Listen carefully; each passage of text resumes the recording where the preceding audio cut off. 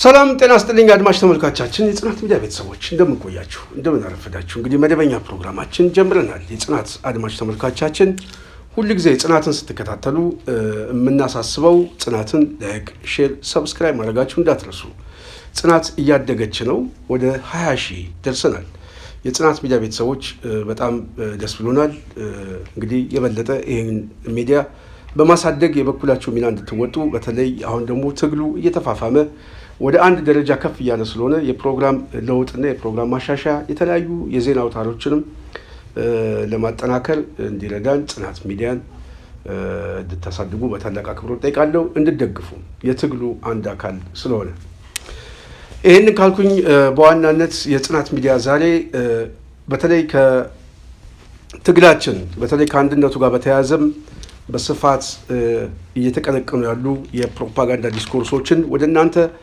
የግንዛቤ ማስጨበጫ ስራዎችም የግድ ስለሚያስፈልጉ ነው የጠላትን ኃይል ማምከን የምንችለው ያው ሁላችንም ስንግባባ ነው ብዬ አስባለሁ እንግዲህ ከሁሉ በማስቀደም ብልጽግና እጅግ በጣም ያስጨነቀው ከዚህ በፊት እኛ ደጋግመን ስንገልጽ የነበረው የአማራ የፖለቲካ ኃይል ተሰባስቦ መምጣት የለበትም ነው ሁላችሁም ሊገባችሁ የሚገባው እዚህ አውድ መያዝ ያስፈልጋል ለምንድን ነው እንደዛ የሚለውን ተንተነን አስቀምጠነዋል ከዚህ በፊት በጨባጭ በዋናነት የአማራ ኃይል ተሰባስቦ ከመጣ ጦርነቱን በአጭር ጊዜ መጨረስ ብቻ ሳይሆን የጦርነቱ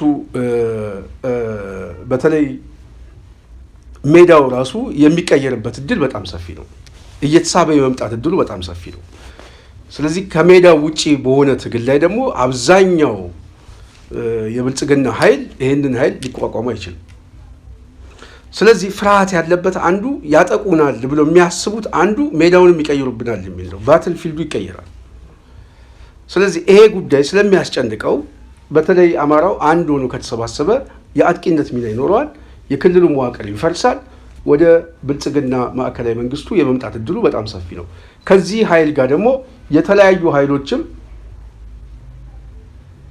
በራሳቸው ቁመና ላይ የተመሰረተ ትግል ከጀመሩ ሊቋቋሙ ስለማይችል የፖለቲካው አውድ ይለወጣል ቀጠናዊ መልክ ሁሉ ሊኖር ይችላል የውስጥ አስተላለፉ ይቀየራል የሚል ግምገማ አለው ይሄ ፖለቲካዊ ግምገማ ነው ከዚህ ፖለቲካዊ ግምገማ ተነስተን ታዲያ የጽናት ሚዲያ ቤተሰብ ብልጽግና በዚህ ደረጃ ከሰጋ በዚህ ደረጃ ስጋት ውስጥ ያስገባው ዋነኛው ምክንያት ከተረዳን የአማራው ኃይል ተሰባስቦ ድርጅት መፍጠር የለበትም የሚል ብያኔ ስላለው ይሄንን ሲያጨናግፍ ቆይቷል በምን በውስጥ ምስለኔዎቹ በገንዘብ ኃይል በማስኮብለልም በገንዘብም በሚገዛው የፖለቲካ ሰርጎ ገብነትም በፈጸማቸው አባሎቹ ከፍተኛ እክል ፈጥረዋል ድርጅት እንዳይመጣ የተለያዩ ትርክቶችን ማምጣት የኃይል አስተላለፉ ማዛባት ግጭት መፍጠር የውስጥ አንጃነት መፍጠር ይሄ ሁሉ አደጋው ከዚህ የመጣ ነው የመጀመሪያው ጊዜ ላይ የአማራ ኃይሎች በጣም ቁማር ተበሉበት ያልኩት የተወሰነ ነገር መግለጽ ያስፈልጋል ሰሞኑን በሚዲያ ላይ የህዝብ ግንኙነቱ ሲናገር ሰምቼዋለሁ ትላንትና አስረስ ማረ በህዝብ ግንኙነቱ ጉዳይ ላይ እንደውም በተቋም ጉዳይ ላይ እመጣበታለሁ እሱ በኋላ በሱ ጉዳይ ላይ በተለይ አዲሱ ድርጅት ከፍተኛ ጥንቃቄ ማድረግ ያለበትን ሐሳቦች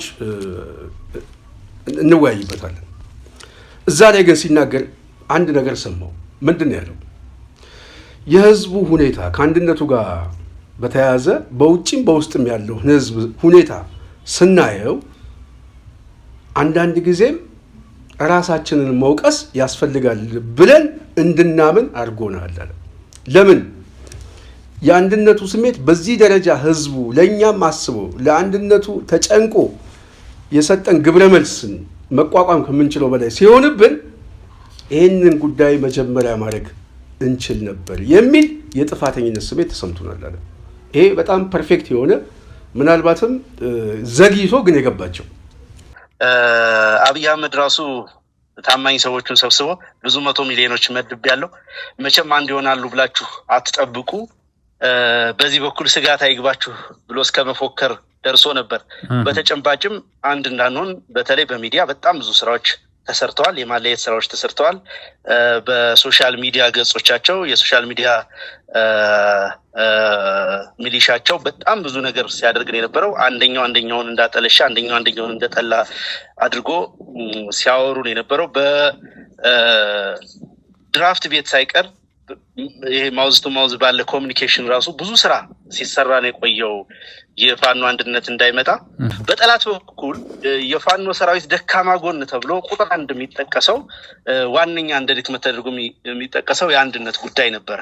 ይሄ በጠላት እይታ ብቻ ሳይሆን በዓለም አቀፍ ማህበረሰቡም ጭምር በቀጠናው ባሉ ኃይሎችም ጭምር ከፍተኛ የሆነ ጥያቄ ያስነሳ ነገር ነበረ። አይተ እንደሆነ አርቲክሎች ሲጻፉም ሌሎች ነገሮች ሲደረጉም የተለያየ ፍራክሽን ያለው ኃይል ተብሎ ነው እየተጠቀሰ ያለው። ያ በከፍተኛ ሁኔታ ሞገሳችን አሳንሶት ነው የነበረው። ይህንን ደግሞ አገዛዙ በደንብ ካፒታላይዝ አድርጎ ከፍ አድርጎ አጉልቶ ሲጠቀምበት ነው የቆየው። ስለዚህ ይሄ አንድነት በዚህ ሁኔታ በዚህ ፍጥነት ሰላማዊ አስተማማኝ በሆነ መንገድ ሁሉንም በሚያስማማ መንገድ ማንም ቅሬታ በማያቀርብበት መንገድ መሰራቱ ከፍተኛውን መደናበር ፈጥሯል። በሰራዊታችን በኩል ከፍተኛ ደስታና በራስ የመተማመን ስሜት ኮንፊደንስ ፈጥሯል። በእርግጥም አገዛዙን ማስወገድ በእርግጥም መንግስት መሆን የሚችል አመራር አለን፣ እርስ በርሱ የሚዋደድ የሚግባባ አመራር አለን የሚል ትልቅ መተማመን ፈጥሯል። ከአንድ ቀጠና ወደ ሌላ ቀጠና ከጎጃም ወደ ጎንደር ከጎንደር ወደ ሸዋ ከሸዋ ወደ ወሎ ሰራዊቱ እየተደዋወለ እንኳን ደስ አላችሁ እየተባባለ ነበረ። የህዝቡ ስሜት መቼም ለመግለጽ ቃላት ያጥራል። ከፍተኛ ደስታ ነው የተሰማው። እንኳን ደስ አላችሁ መልእክቶችን ማስተናገድ በማንችልበት ደረጃ በዲያስፖራ በኩልም የተፈጠረው ስሜት በጣም ልዩ ነበረ። አንዳንዱ ነገር በጣም የጥፋተኝነት ስሜት ጭምር እንዲሰማ ያደርጋል። ይሄን ነገር በጊዜው ሰርተን ህዝቡን ለዚህ ደስታ አለማብቃታችን ምን ያክል ችግር እንደነበረ ያን ጭምር እንድንመረምር ያደረገ ነው። ስለዚህ ትልቅ የሆነ በራስ መተማመን እርስ በርስ ጥርጣሬ ሳይኖር ከአንድ ቀጠና ወደ ሌላ ቀጠና የሚደረግ ወታደራዊ እንቅስቃሴ በነፃነት በአንድ የድርጅት ማዕቀፍ በአንድ መዋቅር ውስጥ መደረጉ ትልቅ ነገር ነው። በጣም ትልቅ ነገር ነው። መጀመሪያ ሳይገባቸው ቀርቷል ብዬ አላስብም። ግን የተረዱበት መንገድ ግን ሁሉም የየራሱ የሆነ የኃይል አስተላለፍ ለመገንባት ስላለ አንዱ ከአንዱ ጋር የሚያደርገው ግፊያ ብልጽግና ግን በውስጥ በኩል ተጠቅሞበታል። እኔ ውጭ ሆኜ እንደ አንድ የዳር ተመልካች ሆኜ የገመገምኩትን ነው የምነግራችሁ።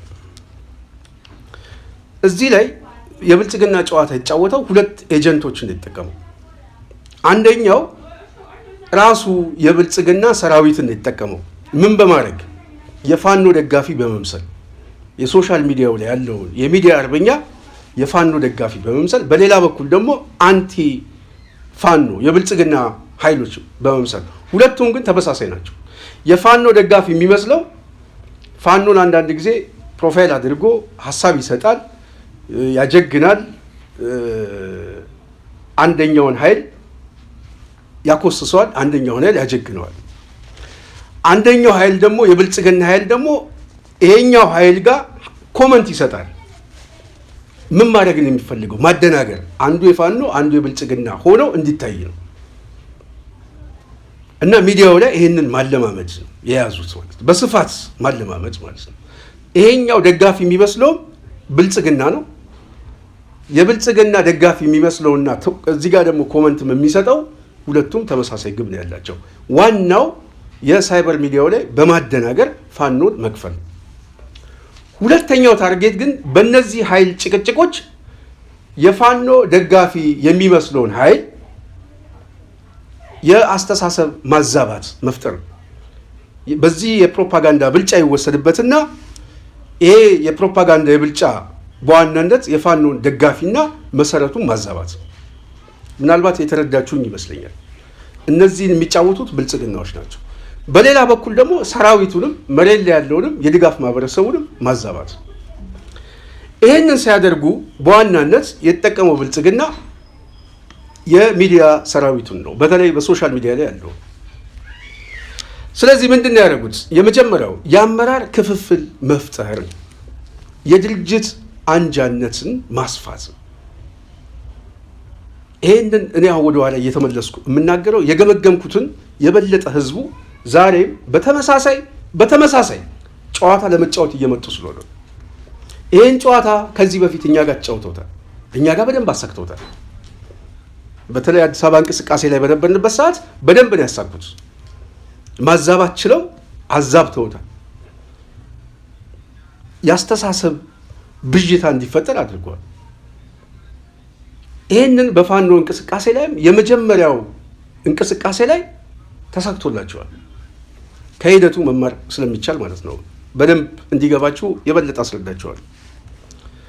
ስለዚህ እነዚህ ሁለት ቡድኖች አንዱ ለሜሳና ጫላም ይሁን አንደኛው ግን ተሰማም ይሁን እሸቴም ይሁን ሞገስም ይሁን ግን በዛ ፕሮፋይል የሚጠቀመው የፋኖን መሪዎችን ምናምን ፋኖ መስሎን ዜና ይጽፋል፣ ድጋፍ ያገኛል ምናምን። ይሄ ከደህንነት የሚያገኘውን የውስጥ መረጃ ሁሉ የተሰጠው ዜና ይጽፋል ታማኝነቱን ለመገንባት ሚዲያው ላይ።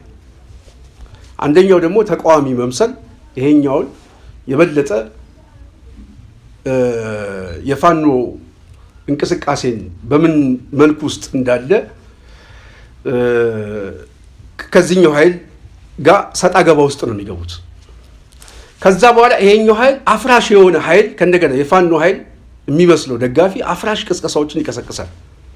ይኸው እየተባሉ ነው፣ ይኸው እርስ በርስ እየጣሉ ነው ብሎ ደግሞ የብልጽግና ኃይል ያራግባል። ሁለቱም የሚጫወቱት ግን ለብልጽግና ነው። በዚህ መሀል ላይ ነው ህዝቡን ብዥታ ውስጥ የሚከተው ደጋፊውን። ይሄንን ሲያደርጉ ግን ምንድን ነው ግባቸው? ዋናው የአመራር ክፍፍል፣ የድርጅት ክፍፍል መፍጠር። አሳክተውታል? አዎ። ሁለተኛው ያለመተማመን መፍጠር። በፋኖ እንቅስቃሴ ውስጥ ያለመተማመን መፍጠር፣ በስፋት ይሄንን ማራገብ፣ ያለመተማመን መፍጠር። ሶስተኛው የሚንጠባጠብ ተስፋ የሚቆርጥ የፋኖ እንቅስቃሴና የትግል መሰላቸት መፍጠር ነው። ተስፋ መቁረጥ፣ የሚሰላች እና የትግል እንቅስቃሴው ላይ ተስፋ ማስቆረጥ ነው።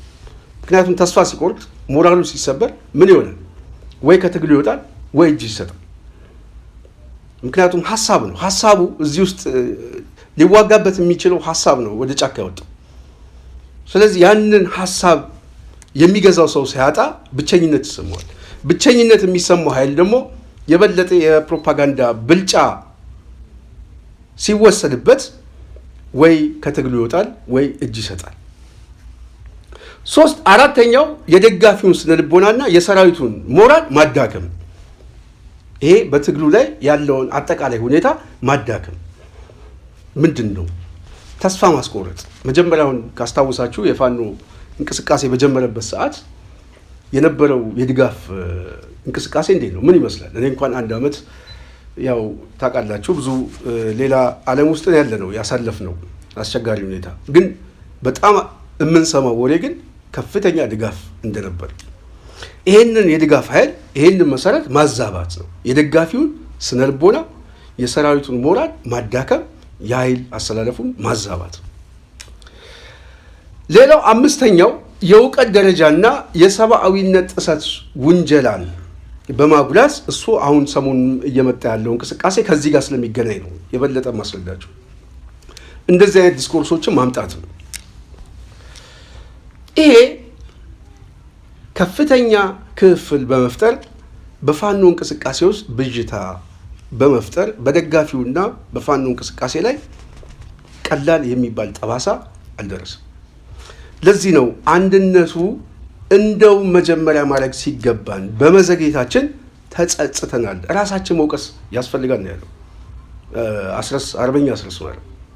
ይሄ ሀሳብ ትክክል። ስለዚህ ሂሱን ወስዷል ማለት ነው።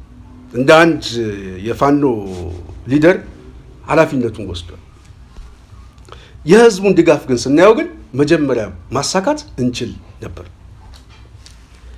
ስለዚህ መሐመድ ተሰማ ከዚህ በፊት አስታውሳለሁ በጣም የተናገረው የጠላትን ኃይል እርስ በርስ እንዳያግባባ ማዛባት ችለናል።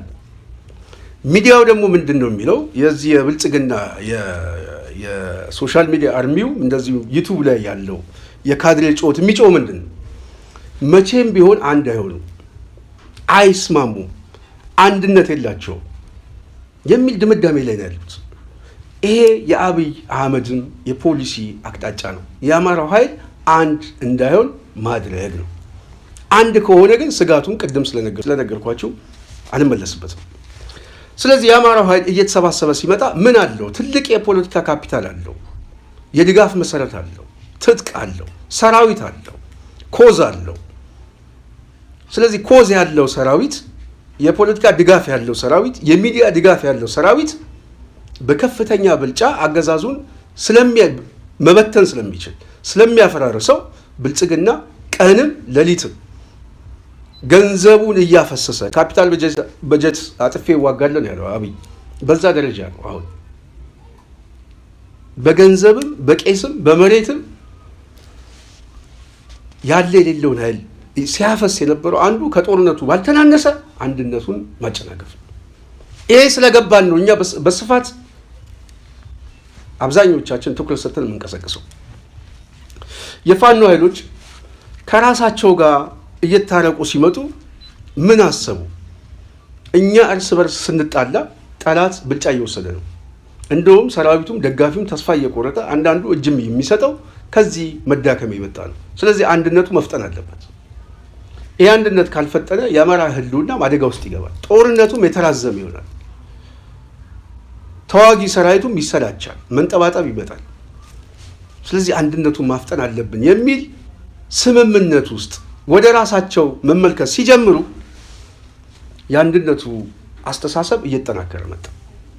በዚህ ሰዓት የፕሮፓጋንዳ ቅስቀሳ ሲነገር የነበረው ሁለተኛ ተርሙ ምንድን ነው? ተሸጠ፣ ከህወሓት ጋር ተገናኙ፣ ከሻዕቢያ ጋር ተገናኙ። የመጀመሪያውን ነግሬያቸዋለሁ። ሁለተኛው ረድፍ ደግሞ ይሄ ነው። የአማራ ትግል ተሽጧል እኮ። አሁን እኮ የሚያዘው ገብረመድህን ኃይሌ ነው፣ የሚያዘው እኮ ኢሳያስ ነው፣ ይሄንን የሚያዘው እኮ ከሌ ነው የሚል የብልጽግና ድሪቶ፣ የካድሬው ጩኸት፣ እንባ፣ ነጠላ ዘግዝቆ የሚያለቅሰው አንዱ የፕሮፓጋንዳ ሁለተኛው ደግሞ ይሄ ነው። ሁለተኛ ስቴጁ ማለት ነው። ከዛ በኋላ ሶስተኛው ስቴጅ ምንድን ነው የነበረው? ህወሓት ጦርነት ሊጀምር ነው፣ በወልቃየት በኩል ሊጀምር ነው፣ ወልቃየት ተሸጠ ምናምን የሚል ቀስቀሳ ማድረግ ነው። ምክንያቱም ጎንደር አካባቢ ያለውን ከፋኖ እንቅስቃሴ መነጠል አንድነቱን የበለጠ እንዳይሳካ ያደርገዋል የሚል አቅጣጫ ስለነበር፣ ስለዚህ ሶስተኛ ንግዳቸው አንዱ ከዚህ ጋር በተያያዘ ነው። ጎንደርን ከአማራው መነጠል፣ የወልቃየትን የፕሮፓጋንዳ መጫወቻ ማድረግ፣ እንደተሸጠ መቀስቀስ፣ ለህወሓትና ለሻዕቢያ የአማራን ትግል በውክልና መስጠት ነው። የቅስቀሳ አድማሱ ይሄ። አማራው ኮዝ የለውም፣ ቅጥረኛ ነው፣ ተላላኪ ነው ምናምን የሚል ጥያቄ ማለት ነው። ኦህዴድ ግን ጥያቄ አለው፣ መልስ አለው። ኦህዴድ ችግር የለውም። አብይ አህመድ በመጽሐፉ ሲጽፍ ባንዳ ነኝ፣ ለሲአይኤም ለኦነግም መረጃ ሰጣለሁ፣ የደም ነጋዴ ነኝ ሲል እነሱ ታሪካቸው ማናቅ ይመስላቸዋል። ግን የአማራውን እንቅስቃሴ ግን የትግል መንፈሱን ለመጉዳት ከሽያጭና ከደላላው እንቅስቃሴ ጋር የተያዘ የፕሮፓጋንዳ ዲስኮርስ ነው ሲጠቀሙ የነበሩት። ይህንንም ተቋቁሞ ግን አንድነቱ እንደምንም እየበሰለ እዚህ ደረሰ። አንድነቱ ተበሰረ። አሁን አንድነቱ ሲመጣ አራተኛው ቅስቀሳ የመጣው ልብ ብላችሁ ተከታተሉ። ከመጀመሪያው ጀምሮ አራተኛው በአንድነት ውስጥ ክፍል መፍጠር ነው። አንድ የውክልና ክፍል፣ የስልጣን ይገባናል፣ እነንተና ስልጣኑን ጠቀለሉት፣ እነንተና በባዶ ወጡ፣ እነንተና ተንሳፈፉ የሚል እዚህ ይሄ እኮ የቀበሌ አስተዳደር እኮ አይደለም። ይሄ የህልውና ትግል ነው። የቀበሌ የካቢኔ ሹም፣ የሚኒስትሮች ሹም፣ የምክር ቤት ሹም ቢሆን ተንሳፈፈ ትለዋል። ምክንያቱም የመንግስት ስልጣን ነው ያዝከው። ወታደር ይዛል፣ ሰራዊት ይዛል፣ ደህንነት ይዛል፣ በጀት ይዛል። ስለዚህ በጀት ለማንቀሳቀስ ሰራዊቱን ለማንቀሳቀስ የመንግስት ስልጣን እስከያዝክ ድረስ እነንተና ተንሳፈፉ፣ እነንተና ስልጣን አልሰጣቸው ምናምን የሚባልበት የፕሮፓጋንዳ ዲስኮርስ ሊሰራ ይችላል። ትንተናውም ሊያስኬድ ይችላል። በህልውና ትግል ውስጥ ግን ስልጣን ያለው አንድም ሰው የለም። አስተባባሪ ነው። የምን የህልውና አደጋውን የሚያስተባበር ሰራዊት አለ፣ ሀሳብ አለ፣ ማቴሪያል አለ። እነዚህን አስተባብሮ የሚጠቃውን ማህበረሰብ ከጥቃት መከላከል ከጥቃት ለመከላከል ራሱም የህይወት መስዋዕትነት ይከፍላል። አብዛኛው ህዝብ ደግሞ ከመጥፋት አደጋ ለመታደግ በጥቂት መስዋዕትነት ይሄንን አስቀራለሁ የሚል የኮሚቴ ድልድል። ይሄንን እንደ ስልጣን አድርገው የሚቆጥሩት አንድ ከድንቁርና የመጣ ነው፣ ሁለት ፖለቲካውን በቅጡ ከመገንዘብ ከማነስ የመጣ ነው፣ ሶስተኛው ግን ከቅጥረኝነት የፕሮፓጋንዳ ልሳን የመጣ ነው። ስለዚህ አሁን ይሄኛው ሶስተኛው ሚዛን እያመዘነ ነው። በምን የመጀመሪያውን አንድና ሁለት ሶስትን ሲጠቀሙበት የነበረው ፕሮፓጋንዳ ይሄ የፖለቲካ ዲስኮርስ አሁን ከአንድነቱ በኋላም እየመጣ ነው።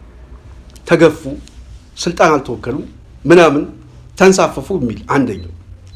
ሁለተኛው ሚስተር ገሌ እኔ አሁን ለምሳሌ ስም እየጠራው ከዚህ በፊትም እኔ ስም ጠርቻለሁ። በተለይ ግርማ ካሳ እጅግ በጣም እኔ በአማራ ትግል ውስጥ ተቆርጦ መጣል ያለበት እንጥል ነው ብዬ አስባለሁ። ያበጠ እንጥል። ምክንያቱም እኔ ብዙ ስለማቅ ነው የምናገረው። በተለይ ፋኖ እንቅስቃሴ ውስጥ ያላችሁ ሰዎች በተለይ ከግርማ ጋር ኮንታክት አለን ምናምን የሚሉ ሰዎች እኔ የፋኖ እንቅስቃሴ በጣም ሊፈተሽ ይገባል ብዬ አስባለሁ። በቃ እንቅስቃሴው እኔ የግርማን ፕሮፋይል ከኔ የተሻለ የመረዳት አቅም ያለው ሰው አለ ብዬ አላስብም። በርቀት ነው የማውቀው፣ አስተሳሰቡን አውቃለሁ፣ የድጋፍ መሰረቱን አውቃለሁ፣ ምን ሲጠቀምበት እንደነበረ እና ያሳካው ስኬት ምን እንደሆነ አውቃለሁ። ድርጅት በማምከን ግርማ ፐርፌክት የሆነ ሰው ነው። ማምከን የሚችል ሰው ነው፣ ማጋጨት የሚችል ሰው ነው። ለማጋጨትም ለማምከንም ግን የሚጠቀማቸው ስልታዊ መንገዶች ናቸው። ደጋፊ ይመስልሃል፣ ግን ነገ ጠዋት ሊበላህ ነው። ስለዚህ የግርማ ጽሁፎች የግርማ ትንተናዎችን ልብ ብላችሁ እንደው ፖለቲካ ለሚገባቸው ሰው ተከታተሉት። የጽሁፉ እንድምታዎቹ ድጋፍ አይደሉም፣ ስልታዊ አጥቂነት ነው። ተረኛም አለው። የሚደግፈው ዛሬ የሚደግፈው አይደል ነገ ሊያጠቃው ነው። ተታኮት ነው አንዱ ማጥቃት የሚፈልገው። አንደኛውን አጥቅቶ ከጨረሰ በኋላ ተመልሶ ይመጣበታል። ዓላማው ግን መተማመን አለመፍጠር፣ ድርጅት መበተን፣ የቡድን አስተሳሰብን መበተን፣ ተጽዕኖ ውስጥ መግባት በጣም የሚፈልግ ነው። የሀሳብ ተጽዕኖ ገዝፎ እንዲታይ የሚፈልግ ሰው ነው ግርማ። እኔ የማውቀው በዛ ነው። ከዚህ ውጪ ሌላ ግርማ አላውቅም። ዛሬ እኔ በድፍረት የምናገረው እየሄደበት ያለው መንገድ ልክ ኦህዴድ የመጀመሪያው ተርም ላይ ሲያደርገው የነበረው እንቅስቃሴ ግርማም እየደገመው እየመጣ ነው። እሱ ብቻ አይደለም፣ ኦህዴድ የሚቀሰቅሰው ቅስቀሳ በዛ ስም ውስጥ እየተጠቃለለ እየመጣ ነው እና ተቀዳሚ ምክትል ሊቀመንበር ማለት መከታው ማሞ ሆኗል። መከታው ማሞ ተቀዳሚ ምክትል ሊቀመንበር አድርገውታል። ከዛ ባለፈ ሌላ ምንም ስልጣን የለውም። እንደኔ እንዳልኳችሁ ነው። ይሄ እኛ መከታው ማሞ እዚህ ኃላፊነት ውስጥ መግባት ያልነበረበት ሰው ነው፣ ወንጀለኛ ሰው ነው ብለን ነው ምን ብዬ ነው እኔ ማምነው። ግን ያው እኛ የፈለግነው ነገር ሙሉ ለሙሉ መሆን አለበት ማለት አይደለም። እነሱ በተለያየ ምክንያት የሚያውቁትን ያውቃሉ። በቃ መከታው ማሞን ከ19ኛው መካከል አንዱ አድርገውታል እና መከታው ማሞ የተቀዳሚ ምክትል ሊቀመንበር ሆኗል። ከዛ ባለፈ ሌላ ምንም ሮል የለውም። በቃ ያው አርበኛ ዘመነ በተለያየ ምክንያት ስብሰባው መምራት ካልቻለ ስብሰባውን ያው ዘመነ ይመራል ማለት ነው። እና ይሄ ድርጅት እንዳልኳችሁ ሙሉ ለሙሉ 100% እንደምንፈልጋቸው ሰዎች እዚህ ያሉ ማለት ነው። አሁን እኔን ብትጠይቁኝ ለምሳሌ ከዚህ ውስጥ ወይም የምር ነው ማለት መሰረዛቸው ሰዎች ይኖራሉ። ወሳኙ ነው ብሆን ማለት ነው። አብዛኞቹ 90% የሚሆኑትን በጣም አሪፍ ነው። ግን አንድ 3 እዚህ ውስጥ ካሉ ከ19ኙ 3ቱን አንዱ ያው እስክንድር ነው፣ አንዱ መከታው። እነሱን ሰርዝን ኢንፋክት 4ቱ አንደኛው አስረስም ላይ ችግር አለብኝ እኔ። 3ቱ ያው ስማቸውን ታውቃላችሁ። አንድ 4ኛም ሰው አለ አሁን አልነግራችሁ እና ከአራቱ ሌላ ሰው ቢገባ ደስ ይለኝ ነበር። ግን 15ቱ ፌክት ሐሪፍ በቃ የሚመጥናቸውን ቦታ ነው ያገኙት። ወይ ተጠልፎ ነው ወይ ሆን ብሎ ነው። እኔ ግን ስለምጠራጠር የግርማን ጉዳይ ዝም ብዬ በሁሉም በማየው ልውሰደው። ሰሞኑን ከአንድነቱ ጋር በተያያዘ ግርማ 3 አይነት ቅስቀሳ ሲቀሰቅስ አይቼዋል። አንደኛ በተለይ ምክትሉ ላይ ተጽዕኖ ማሳደር የምን የፓወር አቅም እንደሌለው በሚዲያ ላይ እኔ ከፈለኩ አመጣዋለሁ። ምንም አቅም የለውም። የተሰጠው ያው ሰብሳቢው በሌለበት ሊቀመንበሩ በሌለበት እንትን ማድረግ ነው፣ ስብሰባ መጥራት ነው፣ ምናምን ማድረግ ነው እና እንደ ቃቃ ነው ያደረጉት ምናምን። ይሄ ቶርች የሚያደርግ ነው።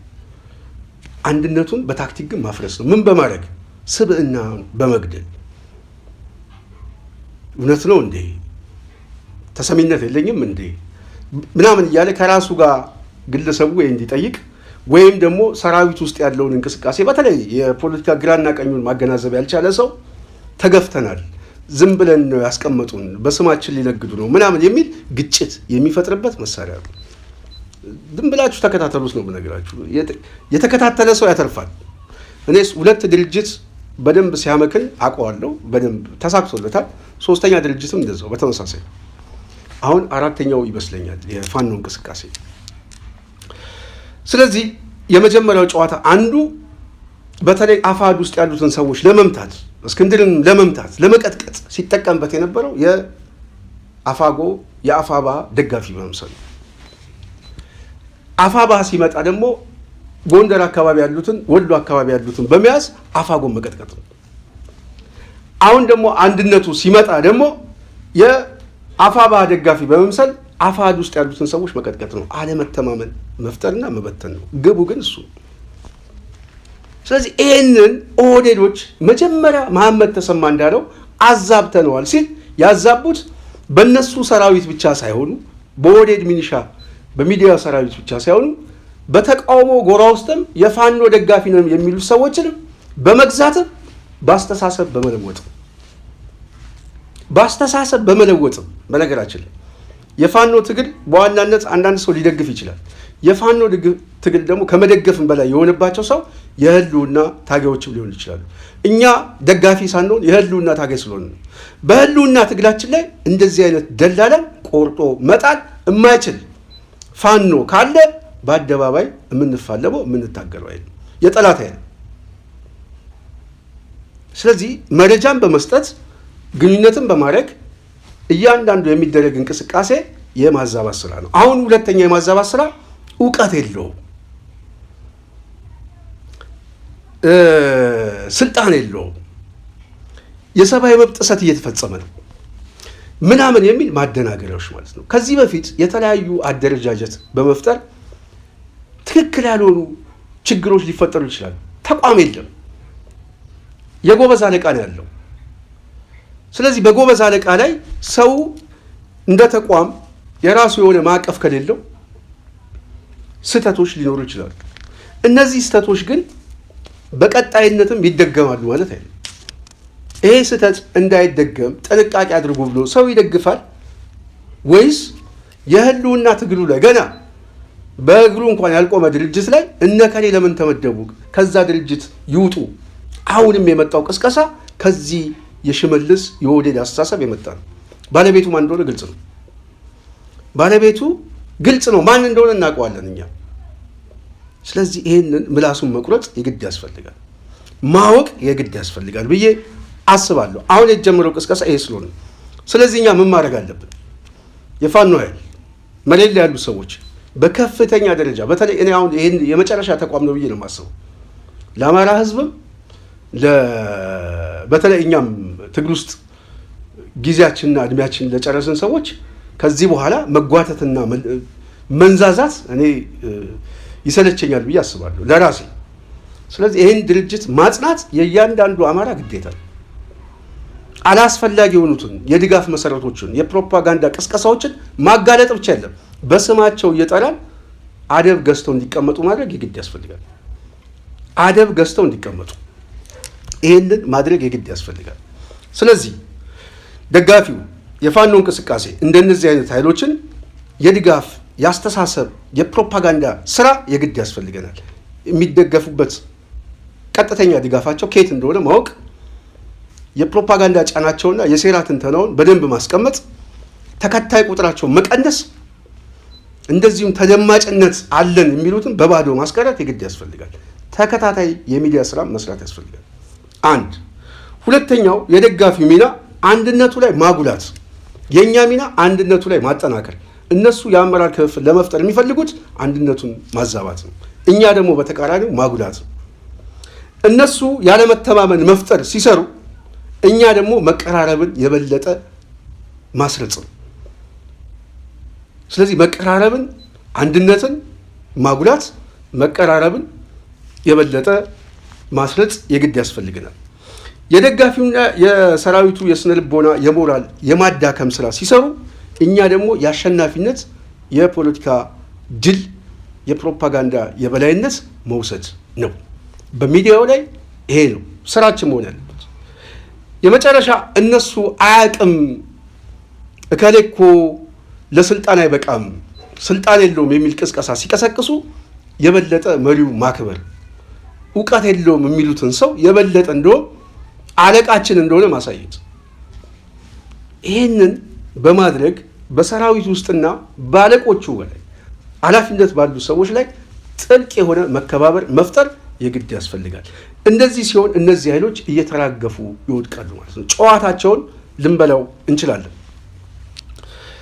ስለዚህ የጽናት ሚዲያ ይሄንን አበርተን መስራት አለብን ብለን እናስባለን። ተመሳሳይ የሆኑ ሰዎችን የሚጽፏቸውንም የሚናገሯቸውንም ይዘን አሁን ከዚህ በኋላ አንድነቱ በጣም ስለሚያስፈልገን ፖዘቲቭ የሆኑ ጉዳዮችን እንጂ ኔጌቲቭ የሆኑ አስተሳሰቦችን ይዞ በመምጣት የፋኖን እንቅስቃሴ ላይ ብዥታ የሚፈጠር የትኛውም ኃይል በስም በአስተሳሰብ ከሚዲያው ላይ ከሚናገረው ከሚጽፈው እያመጣን እንተነትነዋለን፣ በትነን እናሳያቸዋለን።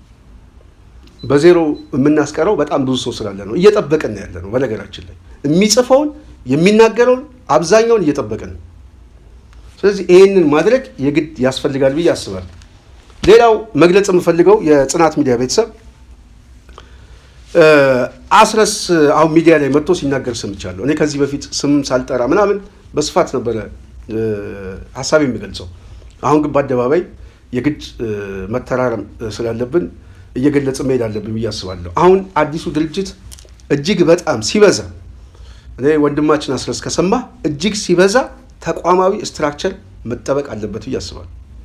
እጅግ ሲበዛ መጠቀቅ ያስፈልጋል።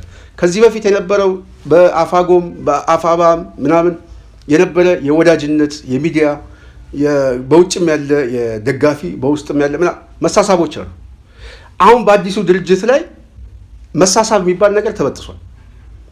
አሁን የሚዲያው ዘርፍ የትላንት ወዳጅ አይደለም። የሚዲያው ዘርፍ አጠቃላይ የአማራ ፋኖ ብሔራዊ ንቅናቄ ድርጅት የሚመራው የሚዲያ ዘርፍ ነው መሆን ያለበት። ስለዚህ ይሄም የሚዲያ ዘርፍ ደግሞ በዋናነት ሊያጋጭ ልዩነት ሊፈጥር ምናምን ስለሚችል በተለይ ሁለት ጉዳዮች ላይ ከዚህ በፊት ከነበረው ችግር ተነስቶ አዲሱ ድርጅት በተለይ ስራ አስፈጻሚው ይሄን ጉዳይ መገምገም አለበት ብዬ አስባለሁ። አንደኛ የውጭ ጉዳይ ከዚህ በፊት የተለያዩ ድርጅት እና አሰላለፎች ተፈጥሮ የተፈጠረ ፍትጊያዎች አሉ። ስለዚህ በዚህ ስትራክቸሩን በጠበቀ ሂደቱ ላይ የውጭ ጉዳይ ጥንቃቄ ማድረግ ያስፈልገዋል ብዬ አስባለሁ። እንደ አዲሱ የአማራ ፋኖ ብሔራዊ ድርጅት ከሁለቱም የድጋፍ መሰረት ውስጥ የፖለቲካ መሰረት ውስጥ ያሉ ልሂቃንን የበለጠ የሚቀራረቡበት የመጀመሪያ አዳዲስ የግንኙነት ስራዎችን መስራት የግድ ያስፈልጋል። የታክስ ፎርሱም ለማቋቋም በተለይ በውጭ ጉዳይ ላይ የተለያዩ በደንቡ ላይ ስልጣንና ኃላፊነት ላይ የተቀመጠ ጉዳይ አለ። በዚህ ጉዳይ ላይ የጽናት ሚዲያ ቤተሰብ አንዳንድ ሰዎች የስልጣን ተዋረዱ በተለይ ደግሞ የመዋቅር አደረጃጀቱ ላይ ሀሳብ ስጥበት ያላችሁ ያሉ ያለኝ ጊዜ በደንብ እመጣበታለሁ። ግን በዋናነት የዚህ ድርጅት የበላይ ጠባቂ አንድ ድርጅት ዋናው የጠቅላላ ጉባኤ ነው። ስለዚህ ጠቅላላ ጉባኤው የድርጅቱ አንገቱ። ስለዚህ የጠቅላላ ጉባኤ ካለ መሰረቱን እየጠበቀ ማዕከላዊ ኮሚቴ አለ፣ የህግና ስነ ስርዓት ኮሚቴ አለ፣ ኦዲትና ኢንስፔክሽን አለ። ስለዚህ ሊቀመንበሩም አማካሪዎች አሉት። የሊቀመንበሩ እርከን ግን ተቀዳሚ ምክትል ሊቀመንበርና ምክትል ሊቀመንበሩ የጽህፈት ቤት ኃላፊ አለ። ስለዚህ ውጭ ጉዳይ በተለይ በምክትል ሊቀመንበሩና በጽህፈት ቤቱ በቀጥታ ከተቀዳሚው ሊቀመንበር ጀምሮ ተያያዥ የሆነ መዋቅራዊ ሰንሰለት ስላለው እንደ ድርጅት እንደ ስራ አስፈጻሚ ይሄ ውጪያዊ ኩርፊያ ውስጥ የነበረውን ኃይል ሰብስቦ አንድ የሆነ ታክስ ፎርስ ማቋቋም አለበት ብዬ አስባለሁ። ለምሳሌ ውጭ ጉዳይ ላይ የተለያዩ ኃላፊነት አለው። በተለይ የውጭ ጉዳይ ጽህፈት ቤት ኃላፊ ያቋቁማል፣ የቆንስላ የዲፕሎማሲ መምሪያዎችን ያቋቁማል፣ የዲያስፖራ ማስተባበሪያ መምሪያ ያቋቁማል፣ የውጭ ቃል አቀባይን ያቋቁማል። ይህንን ሲያደርግ ከነዚህ ሁለት ድርጅቶቹ ሰዎችን ለትግሉ በሚጠቅሙ መልክ ቢሰራበት ጥሩ ነው ብዬ አስባለሁ። መጀመሪያ እዛ ላይ አቅጣጫ ያዙ። ሁለተኛው የማየው የሚዲያ አጠቃቀም ጉዳይ ላይ ሚዲያ ላይ እኔ አሁን የህዝብ ግንኙነቱ የተለያዩ ኃላፊነት ተሰጥቶታል። በተለይ ስልጣኑ ላይ በደንብ የተቀመጠ አለ። በተለይ የምክትል የህዝብ ግንኙነት መምሪያ ቃል አቀባይ አለው። የሚዲያና ፕሮፓጋንዳ መምሪያ ክፍል አለው። የሬዲዮና ቴሌቪዥን የብሮድካስት መምሪያ ክፍሎችም አሉት። እሱ ወጥቶ አሁን መናገር አይጠበቅበትም። አንድ ሁለተኛ ምክትሉ እንደዚህ አይነት ቴክኒካል ጉዳዮች ላይ ይሄ በተለይ በአገዛዙ ጉዳይ ላይ ከዚህ በፊት የሚደረግ ይሄ አሁን አስረስ በጣም በሚዲያ ላይ አብዝተህ የምትሰጠው ሀሳብ ላይ አሁን በምክትሉ በቃል አቀባዩ ምናምን የሚገለጽ ነገር አለ። አስረስ ልትመጣ የምትችለው ስትራቴጂክ የሆኑ ጉዳይ የድርጅቱ በጣም አንገብጋቢ የሆኑ ጉዳይ ላይ ሲሆን ትመጣለህ። ከዛ ውጭ በሚረባው በማይረባው ትናንት በምታውቀውም ዛሬ በተከፈተው ዩቱብ ላይ እየመጣ ሀሳብ መስጠቱ እኔ ተገቢ ነው ብዬ አላስብም። በቃ የድርጅቱን ቁመና ከፍ ልታደርገው ይገባል። ብራንዱን ከፍ ልታደርገው ይገባል። ተፈልገህ ነው መምጣት ያለብህ። ይህንን ማድረግ እታች ያሉትን አመራሮችን መጠቀም አንድ ያስፈልጋል። ሁለተኛ የጽናት ሚዲያ ቤተሰብ ለወንድማችን የምነግረው ሚዲያዎች አጠቃቀም ላይ ኩርፊያ እንዳይመጣ። አሁን የተለያየ ሚዲያ አለ። አሁን ጽናት ሚዲያ ደውላ ቃል አቀባዩ ወይ ህዝብ ግንኙነቱ ሀሳብ ስጠን ብንል ብትከለክለ አንዱ ሚዲያ ጋር ደግሞ ሄደ ሀሳብ ብሰጥ ምን ይፈጠራል? ኩርፊያ ይፈጠራል። ልክ በተመሳሳይ ሌላ ሁል ጊዜ ሀሳብ በምሰጥበት ሚዲያ አለ፣ እንደዚሁ ደግሞ መተህ የማታውቅበት ሚዲያ አለ። ስለዚህ ሚዲያው ላይ ስትጠቀም በጣም ሁሉንም ሚዲያ አሳታፊ ያደረገ በዋናነት የድርጅቱ ኦፊሻል መግለጫዎችም የተለያዩ ትንተናዎች ደግሞ የራሱ የሆነ ሚዲያ የሚዲያ ክፍል የሚዲያ ካውንስል ሊኖረው ይገባል ብዬ አስባለሁ። እዛ ላይ ሀሳባችሁን ትገልጻላችሁ። እያንዳንዱ ሰው ከዛ ቋት እየወሰደ ሊዘግብ ሊተነትንበት ይችላል። ከዛ ውጭ የተለያዩ ትንተናዎችና ሀሳቦችን ግን ለመስጠት ግን እኔ የቃል አቀባዩ ወሳኝ ነው ብዬ አስባለሁ። ስለዚህ ሚዲያ ላይ የሚመጣ ምክትሉ በጣም ወሳኝ ነው ብዬ አስባለሁ። ቀደም አሁን በምክትል ደረጃ ያለው ቃል አቀባይን በመሰየም የፕሮፓጋንዳ ስራዎችን የሚዲያ ስራዎችን በምክትሉ ቢሰራ የብሔራዊ ንቅናቄው ስትራቴጂክ ጉዳዮች ላይ ግን በህዝብ ግንኙነቱ ቢሰራ ጥሩ ነው ብዬ አስባለሁ። ስለዚህ እኔ ስራ አስፈጻሚው አካባቢ በተለይ ውጭ ጉዳይ እና የህዝብ ግንኙነት ላይ ያሉ ሰዎች የበለጠ የተቋሙን ከፍታ በሚጠብቅ ሁኔታ የትላንቱን ጠባሳ በማየት ከሁሉም አካባቢ ላይ ያሉትን ሰዎች እንትን ማለት የግድ ያስፈልጋል። በዋናነት በተለይ የውጭ ጉዳይ ላይ የሀብት ማሰባሰብ ጉዳይ በተለይ የሀብት ማሰባሰብ ጉዳይ በጣም ጥንቃቄ ማድረግ ያለበት። ትላንት በሚታወቁ ሰዎች ትላንት በሚታወቁ ብራንድ በሌለው ሰው ምናምን ይሄ የፖለቲካ ትግሉን የሚገል ነው። በዋናነት ስብዕና ያላቸው ይህንን ትግል ሊያሻግሩ የሚችሉ ታማኝ የሆኑ ሰዎች፣ ህዝቡ ሊያፍርባቸው የማይችል ሰዎች የዚህ የትግሉ ብራንድ አድርጋችሁ ማምጣት የግድ ያስፈልጋል። አንቱ የተባለ ተቋም መመስረት ስላለበት እንጂ ማንንም እየበሰበሰቡ እዚህ የደም ንግድ አሁን አይሰራም ነው የምናገረው። እኔ በግልጽ ነው የምናገረው። ስለዚህ እንደዚህ አይነት ነገር በማድረግ ራሳችሁ ማስተባበር አለባችሁ ብዬ አስባለሁ። ዋነኛ ጥያቄ ግን ዛሬ ላነሳ የፈለኩት የፕሮፓጋንዳ ስራ ከሚሰሩ ሰዎች ጋር ራሳችንን እንዴት መከላከል እንችላለን የሚለው ላይ በጣም አተኩረን መስራት አለብን። ኔጌቲቭ የሆነ የፕሮፓጋንዳ ቅስቀሳ በሙሉ አያስፈልግም። አንድነቱን የሚያጠናክር ምክረ ሀሳብ ያለው ሰው ምክረ ሀሳብ ቢያመጣ የተሻለ ነው ብዬ አስባለሁ። እኔ አሁን የምናገረው ትእዛዝ አይደለም፣ ምክር ነው። አሁን ምክረ ሀሳብ የሚታየኝን ነገር ለወንድሞቻችን ምክረ ሀሳብ ነው የምሰጠው፣ ትእዛዝ አይደለም። የማዘዝ ስልጣን የለንም። አለመፈጸም ይችላል። ለምን አልፈጸማችሁም ብዬ በውስጥ በኩል ጠይቅ እችላለሁ እንጂ አደባባይ ላይ መጥቼ ስልክ ደውዬ ጠይቄ እንደዚህ አድርጌ ግን ከለከሉኝ ብዬ የማሳጣቸው የምናገርበት ጉዳይ ትግል ስለሆነ ይያዙ። ይህንን ማለት ፈልጌ ነው። የጽናት ሚዲያ ቤተሰብ በተለይ ከዚህ በፊት የጠየቃችሁኝ በመዋቅሩ ጉዳይ ላይ ብዙ ግልጽ አይደለንም። በተለይ የመረዳት ችግሮች አሉብን ላላችሁ በተቻለ አቅም ጊዜ እንትን ብለን በስፋት እንወያይበታለን። በእኔ ግምገማ ጠንካራ የሆነ መዋቅር ነው የተሰራው ብዬ አስባለሁ። በዚህ መዋቅር አንድን የመጀመሪያውም የመጨረሻውም የሚሆን ተቋማዊ ድርጅት ይወጣል ብዬ ነው የማስበው። እያንዳንዱ የየራሱ የሆነ ተጠሪነት፣ ኃላፊነት፣ የስልጣን እርከን ተቀምጦለታል። እያንዳንዱ የተገደበበት የስልጣን አለ፣ የተፈቀደለት ስልጣን አለ።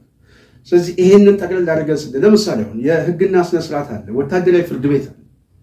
አሁን ወታደራዊ ፍርድ ቤት የህግና ስነስርዓት ኦዲትና ኢንስፔክሽን በቀጥታ ያው ተቋም በዋናነት እነዚህ ሶስት መሰረታዊ ጉዳዮች የጠቅላላ ጉባኤ ስልጣን ናቸው። በጠቅላላ ጉባኤ ስልጣን የሚታሰሩ ሊቀመንበሩ ግን ከታች ያለ ማዕከላዊ ኮሚቴው ራሱ የጠቅላላ ጉባኤ ተጠሪነቱ ለጠቅላላ ጉባኤ ማዕከላዊ ኮሚቴ፣ ወታደራዊ ፍርድ ቤት፣ ኦዲትና ኢንስፔክሽን፣ የስነ ስርዓት ኮሚቴ እነዚህ የጠቅላላ ጉባኤ ስልጣኖች ናቸው። ለምሳሌ በደንብ ጉዳይ ላይ በፕሮግራም ጉዳይ ላይ ማሻሻል የሚችል ማዕከላዊ ምክር ቤቱ ማሻሻል አይችልም። ስትራቴጂ ጉዳዮች ናቸው። እነዚህ ስትራቴጂ ጉዳዮች ላይ የሚያገባው ከአንገት በላይ ያለው ኃይል እሱ ጠቅላላ ጉባኤ። ስለዚህ አሁን ይሄ መዋቅራዊ አሰራር እየተሰራ ነው። ሊቀመንበር አለ። ሊቀመንበሩ ለማዕከላዊ ኮሚቴ፣ ለጠቅላላ ጉባኤው፣ ለስራ አስፈጻሚ ተጠሪነት አለበት። ተጠሪነቱ በኋላ ስለዚህ በጠቅላላ ጉባኤ የታሰረ ነው፣ በማዕከላዊ ኮሚቴ የታሰረ ነው፣ በስራ አስፈጻሚ የታሰረ ስልጣን አለው። በተመሳሳይ ስልጣኑ የሚጠቀምባቸው ስልጣኖች እንዳሉ ሁሉ ሊቀመንበሩ የሚገደብበት የስልጣን እርከን አለ። ተቀዳሚ ምክትል ሊቀመንበሩ እታች ያሉት የተለያዩ የዘርፍ ኃላፊዎችም የራሳቸው የሆነ ስልጣን አላቸው፣ ተጠያቂነት አለ። በሌላ በኩል ደግሞ የኃላፊነት ምድብም አለ። ስለዚህ እያንዳንዱ የተሰጠው ስልጣን አለ፣ የተገደበበት ስልጣን አለ። ለሁሉም በተቋም ሲስተም ውስጥ የሚያርፉበት የድርጅታዊ አሰራር ነው መዋቅሩ የተዘረጋው። እና እኔ ይህንን እየተለማመድንበት ከመጣን እጅግ በጣም ተቋማዊ የሆነ ጠንካራ የሆነ ባህል አማራው ይገነባል ብዬ አስባለሁ። ይሄ ጠንካራ የሆነ ባህል ደግሞ የበለጠ የሚያስከብረውና ነገ ጠዋትም ሀገሪቷን ሊያጸናበት የሚችል ድርጅት ነው ብዬ ነው የማስበው። የጽናት ሚዲያ ቤተሰብ እንግዲህ በሚቀጥለው በተመሳሳይ በሌላ ጉዳዮች ላይ እስክንገናኝ የዛሬ ፕሮግራማችንን እዚህ ላይ እጨርሳለሁ። ስላዳመጣችሁኝ ከልብ አመሰግናለሁ። ሰላም።